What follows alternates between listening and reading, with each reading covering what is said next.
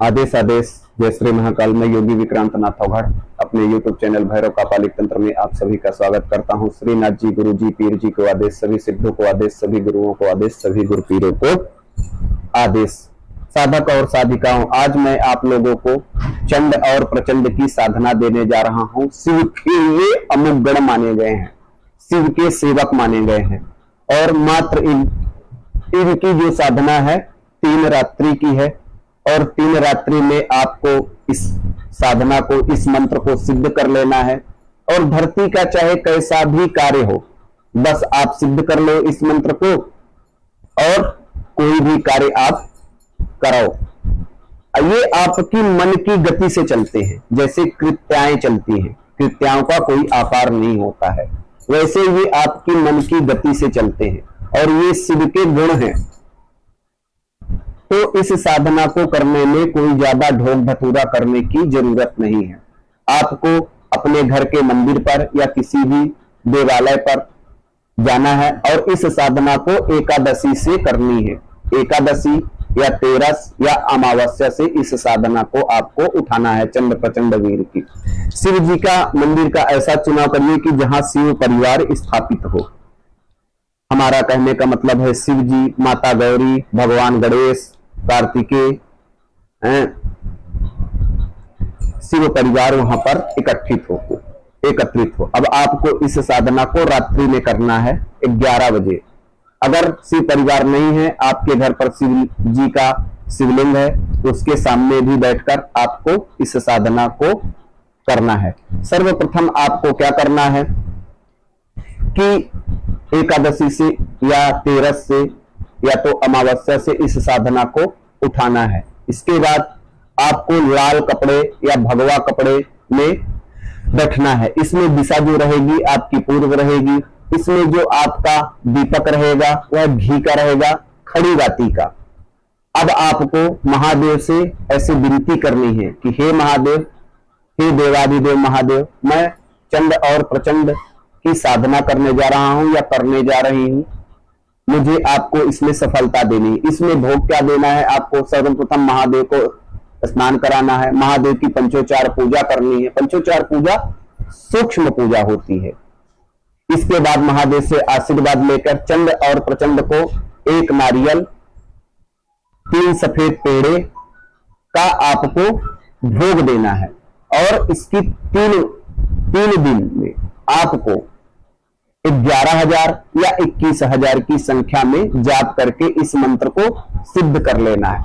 और जब भी कभी आपको कोई कार्य करना है तो चंड और प्रचंड का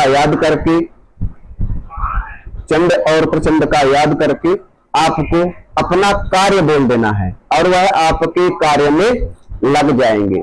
जैसे कि किसी के ऊपर कोई भूत खेल रहा है, 1 गिलास पानी लीजिए और इस मंत्र को अभिमंत्रित कीजिए और उसको पिला दीजिए, वह रोगी तुरंत शांत हो जाएगा। जैसे कि किसी के घर में काला जादू किया गया है, आप वहां पहुंचिए उसके घर पर और चंड और प्रचंड का ध्यान करिए, तो आपके अंतर आत्मा में ऐसा भाव आएगा, जहां पर निगेटिव ऊर्जा होगी उधर आप अपने आप खींचते चले जाओगे और आपको आभास होने लगेगा कि हाँ, यहां पर कोई काली चीज की गई है। अब आपको अगर किसी के घर का काला जादू काटना है तो क्या करना है कि उसमें एक जल लीजिए और जल को अभिमंत्रित कीजिए 108 बार पढ़कर और पूरे घर पर छिड़काव कर दीजिए। और फिर पीली सरसों को अभिमंत्रित कीजिए और पूरे घर को छिड़काव कर दीजिए और उस पीली सरसों को पूरे घर से झाड़ू लगवाकर और किसी पात्र में रखकर उसको जला दीजिए। उस घर की पूरी निगेटिविटी खत्म हो जाएगी। कैसी भी इच्छा है आपकी, नौकरी में पदोन्नति, आप कर्जे में बहुत ज्यादा दब गए हो, उस पर भी ये आपकी मदद करते हैं, ये आप समझ लीजिए। और मात्र 3 दिन की ये साधना है और हर कार्य में, छोटी बड़ी कार्य में ये आपकी मदद करेंगे। कैसी भी साधना है ये उसमें भी आपको सफलता दिलाने में मदद करेंगे। साधना की काल के दौरान आपको बिल्कुल सात्विक भोजन ग्रहण करना है। अपने घर के मंदिर पर ही आपको, जहां पर आप साधना कर रहे हो, साधना करने के बाद आपको वहीं सो जाना है। ब्रह्मचर्य का आपको कड़ाई से पालन करना है। झूठ बोलना, व्यभिचार करने से आपको बिल्कुल बचना है। जैसा कि मैं कह रहा हूं, ये शिव के गण हैं और बेहद ही उग्र हैं, हर कार्य करने में सक्षम हैं, जिनके साथ महादेव का आशीर्वाद है, जिनके साथ देवाधिदेव की कृपा है, उनका कोई कार्य रुकता नहीं है, क्योंकि तंत्र के जगत ही महादेव हुए हैं। ये आप समझिए, कोई भी साधना को करने से पहले हमें उसको गुप्त रखना पड़ता है, जब तक कि वह हमारी साधना और सिद्धि सफल ना हो जाए। ये आप जान लीजिए, जब तक हम उस साधना को में सफल ना हो जाए, तब तक हमें अपनी चीजों को गुप्त रखना है, और जब आप उस साधना में सफल हो जाओ, तभी उस साधना का उजागर करो।